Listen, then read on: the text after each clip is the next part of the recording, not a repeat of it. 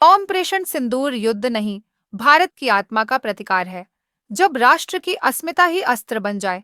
जम्मू कश्मीर के पहलगाम क्षेत्र में हुए कायरतापूर्ण आतंकी हमले के 14 दिन बाद 7 मई 2025 को भारत ने एक निर्णायक प्रतिकार करते हुए ऑपरेशन सिंदूर के रूप में आतंक के विरुद्ध सशक्त अभियान चलाया। यह ऑपरेशन मात्र एक सैन्य कार्रवाई नहीं था, बल्कि भारतीय राज्य की संप्रभुता, उसकी सांस्कृतिक चेतना और राष्ट्र की आत्मा की रक्षा का प्रतीक बन गया। इसका नाम सिंदूर भारतीय परंपरा, नारी गरिमा और सांस्कृतिक मूल्यों से गहराई से जुड़ा हुआ है। सिंदूर भारतीय नारी के दाम्पत्य प्रेम, समर्पण, आत्मबल और सामाजिक प्रतिष्ठा का प्रतीक होता है। यह केवल एक सौंदर्य चिन्ह नहीं, बल्कि अस्तित्व और अस्मिता की निशानी है।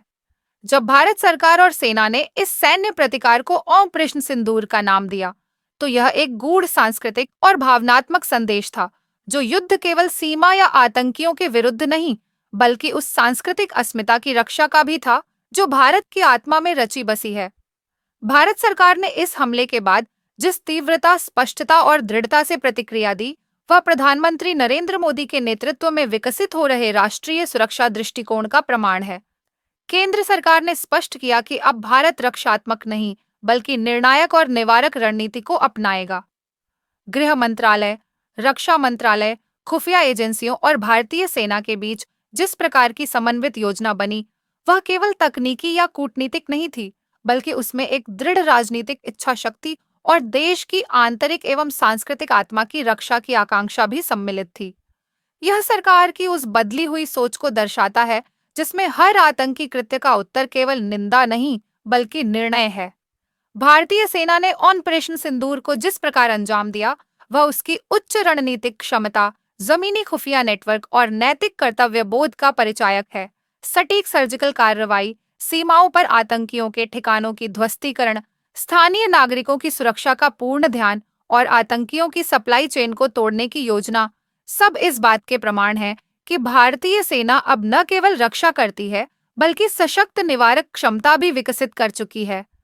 सेना ने यह संदेश स्पष्ट किया कि भारतीय गणराज्य की गरिमा के विरुद्ध उठे प्रत्येक हाथ को निर्णायक रूप से जवाब मिलेगा। इस सैन्य कार्रवाई का नाम सिंदूर रखना इस पूरे अभियान को एक गहरा सांस्कृतिक और ऐतिहासिक आयाम देता है। भारतीय इतिहास में यह पहला अवसर है जब किसी सैन्य ऑपरेशन को इतने भावनात्मक और सांस्कृतिक प्रतीक के साथ जोड़ा गया। सिंदूर नारी की प्रतिष्ठा का प्रतीक है, और जब राष्ट्र उसे अपने सैन्य अभियान के शीर्ष पर रखता है, तो यह उसकी मूल चेतना की घोषणा बन जाती है। हम अपने देश की अस्मिता की उसी तरह रक्षा करेंगे, जैसे एक स्त्री अपने सिंदूर की रक्षा करती है।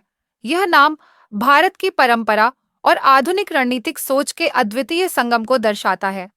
भारत का इतिहास केवल साम्राज्यों और युद्धों का इतिहास नहीं है, बल्कि एक ऐसी जीवंत सभ्यता का इतिहास है जो सहिष्णुता, नैतिकता और न्याय की नींव पर टिकी रही है। सिंधु घाटी की सभ्यता से लेकर मौर्य, गुप्त, चोल और विजयनगर जैसे राजवंशों ने यह बार बार सिद्ध किया है कि वह शांति चाहता है, परंतु यदि उसकी अस्मिता, संस्कृति या नागरिकों पर आक्रमण हुआ, तो वह प्रतिकार करने में संकोच नहीं करता। सम्राट अशोक से लेकर छत्रपति शिवाजी, महाराणा प्रताप, रानी लक्ष्मीबाई और नेताजी सुभाष चंद्र बोस तक भारत की परंपरा में प्रतिरोध नैतिकता से जुड़ा हुआ रहा है।